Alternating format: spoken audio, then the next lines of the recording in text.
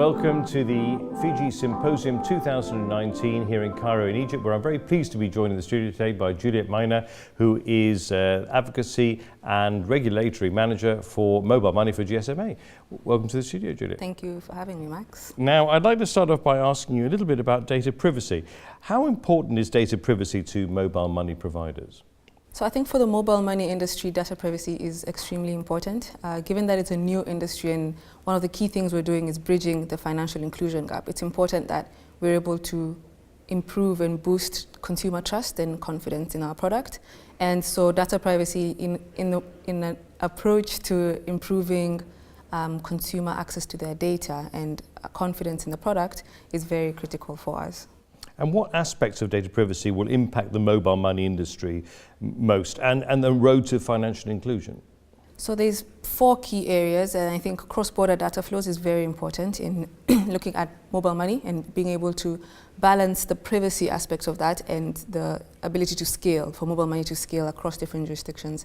So data localization is very important. Data security, the physical protection of personal data, very important in terms of mobile money. And mobile money providers, as you know, most of the mobile money providers will be telco service providers. And so they hold already a lot of personal data. So being able to protect that physically is very important, the secure management.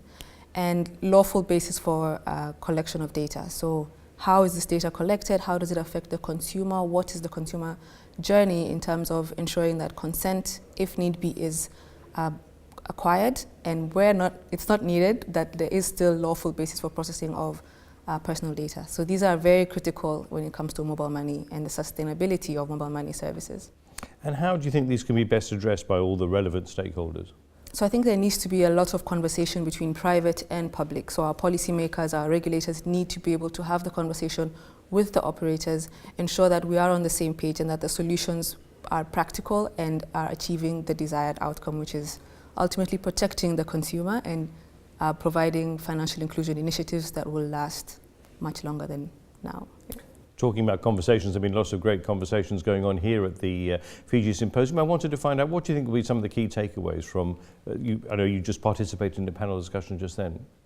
I think for me the biggest takeaway is will be data-based, and I think there's a lot of potential when it comes to data and technology. And for us to be able to have the right technology, privacy by design, where technology is actually designed to be protecting personal data, that's very important. And the potential is huge, and I think this symposium is a good place to discuss this. So there's a lot of innovation, I think, we're cutting edge in terms of technology, and it's important that we keep our regulation at the same level to protect our consumers. And finally, I mean, the GSMA, are you optimistic for the landscape, the future landscape of mobile money? Mobile money has the potential to bridge the financial inclusion gap, and this is beyond just savings and the basic financial services. There's a wide range of services opening up with the use of mobile money. People who did not have access to credit previously now have access. There's a large ecosystem, and so the potential, the future is very bright when it comes to mobile money. Juliet Meina, thank you very much indeed. Thank you, Max.